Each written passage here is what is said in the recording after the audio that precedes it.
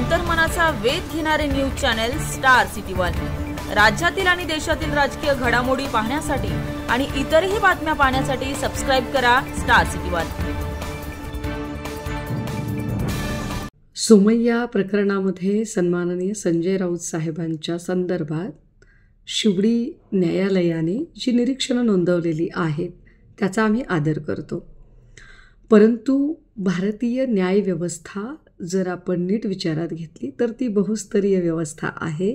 त्यामुळे प्राथमिक स्तरावर कनिष्ठ न्यायालयाने दिलेला एखादा निकाल हा निकाल अंतिम असत नाही।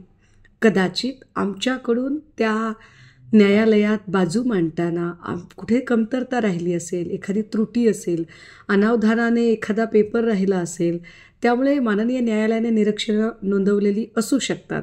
आम्ही त्या निरीक्षणांचा आदर करतो, मात्र वरिष्ठ न्यायालयामध्ये पुन्हा एकदा नव्याने सगळी तथ्य तपासून आणि सगळ्या त्रुटींचा विचार करून त्याची पूर्तता करत आम्ही नव्याने आमची बाजू मांडू।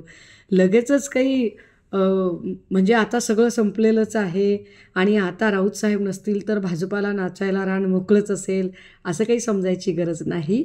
मी कुठल्या तरी एका वाहिनीवर ऐकलं, नील सोमय्या म्हणत होते 15 दिवसाची असे ना शिक्षा झाली ना।